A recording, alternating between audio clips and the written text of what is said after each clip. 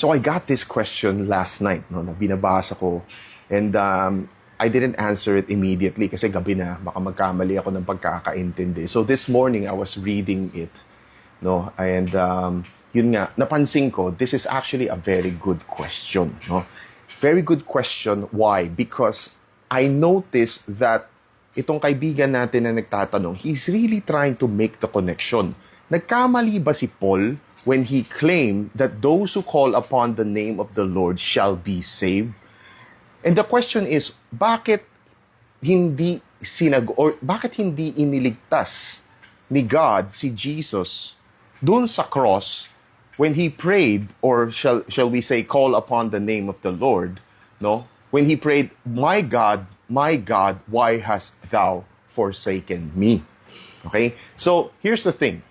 I would like to put that in proper context yung sinabi ni Paul. I mentioned this yesterday. This is not simply talking about deliverance from physical pain or suffering or even death. Okay? So I would like to make that very clear if I wasn't very clear yesterday. This is talking about the spiritual salvation of mankind. Okay? So that's the first thing. Paul is not trying to say na hindi ka dadaan sa hirap. Hindi ka mamamatay. In fact, you're gonna die. No, it's possible that you might need to even sacrifice, no, even to the point of sacrificing your life, no, because of your faith. And that's exactly what happened to Jesus Christ. Okay? Namatay ang kanyang physical body. Okay? But here's the thing. You also have to understand who Jesus is. Jesus is not simply human going through suffering.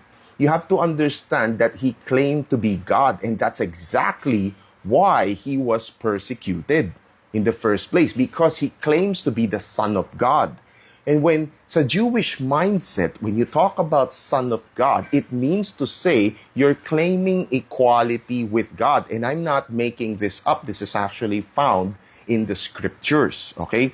That's the reason kaya sinabi ng mga kalaban nila, yung mga Pharisees, religious authorities, ano pa bang proof ang kailangan natin? Siya na mismo ang nag-claim. Diba? And then, he also claimed to be the Son of Man. If you go to Daniel and you look for Son of Man, you're going to understand that this Son of Man title is actually talking about God. It actually talks about the Son of Man approaching the Ancient of Days. You can actually find that. Pasensya na, hindi ko dalan lahat ng notes ko, no? But here's the thing. So, sinabi rin ni Jesus, I lay down my life, but I also have the power to bring it back, no? I also have the power, to resurrect myself. That's the point of what Jesus is saying, no? So, let's connect it ngayon dun sa sinabi ni Jesus. My God, why hast thou forsaken me? So the question is, inabandon na ba siya ng Panginoon, ni Lord, okay, ng Diyos? The answer to that is not, okay? Why? I'll give you two reasons. Number one, he's referring to Psalm 22. Kapag binasa mo ang Psalm 22, makikita mo dito ang Psalm na sinulat ni David, no?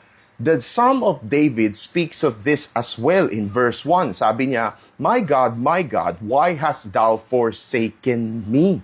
So he quotes this, Jesus quotes this, itong Psalm na sinabi, itong portion ng Psalm, to point to them that I am really the Son of God that is coming, that came through the line of David. Kasi ito yung promise eh.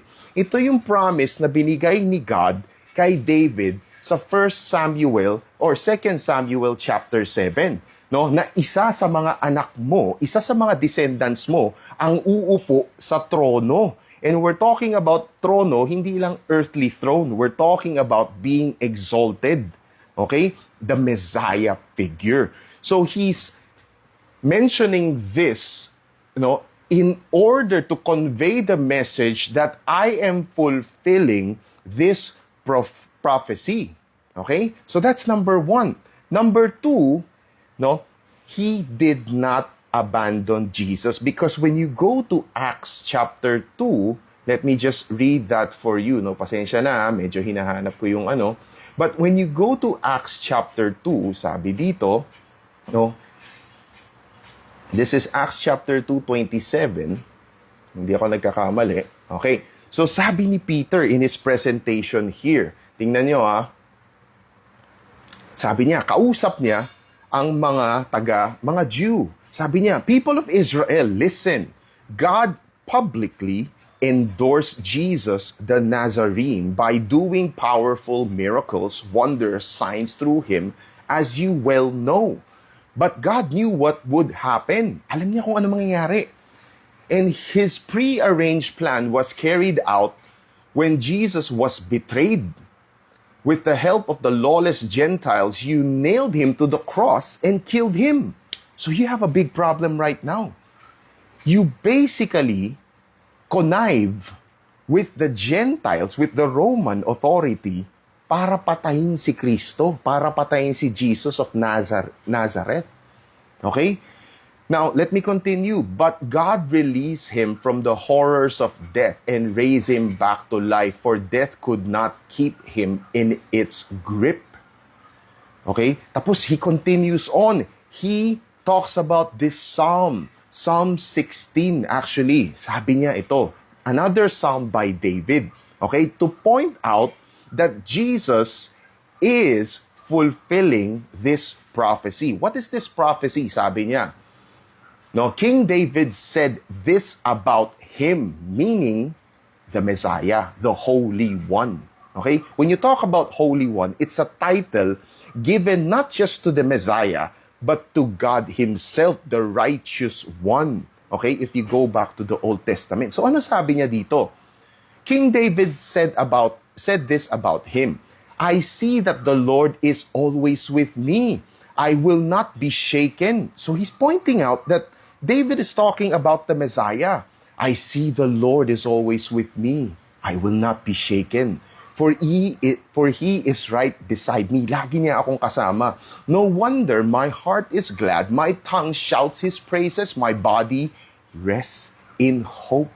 Hindi ako nawawala ng pag-asa. Sabi niya, for you will not leave my soul among the dead.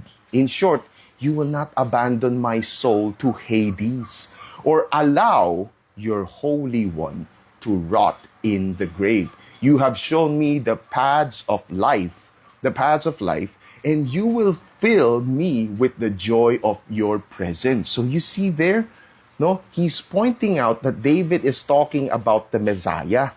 Okay, so this is a prophecy uttered by David that it's being presented in Acts by Peter na Jesus was fulfilling this prophecy.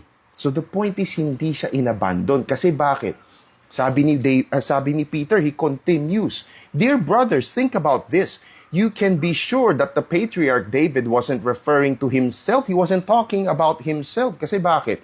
For he died and was buried and his tomb is still here among us. Patay pa rin si David. Hanggang ngayon, ang katawan niya nandoon pa rin dun sa tomb. No?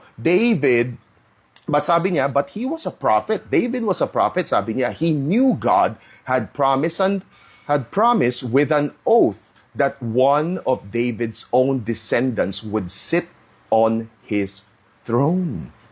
No? David was looking into the future and speaking of the Messiah's resurrection. He was saying that God would not leave him among the dead or allow his body to rot in the grave.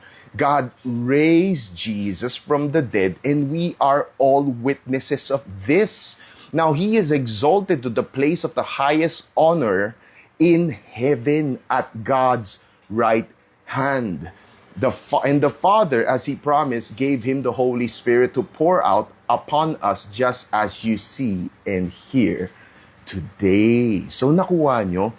So, He is talking about, so sinasabi niya na si David is talking about Jesus pala. But then let me continue on. For David himself never ascended into heaven. Yet he said, sabi niya, tingnan mo to the Lord, sino tong Lord na to? Yahweh. said to my Lord, wow, so you have the presence of two lords, two separate, no? Two separate entities. Sit in the place of honor at my right hand until I humble your enemies, making them a footstool under your feet. You see what Peter is trying to tell us? No, God did not abandon Jesus. If God abandoned Jesus, Jesus would have been still dead, buried. Pero hindi. No? He already fulfilled yung promise na sinasabi ni God kay David sa 2 Samuel chapter 7, that he is already seated at the throne. One of your descendants will be seated at the throne. And with that, have a great day.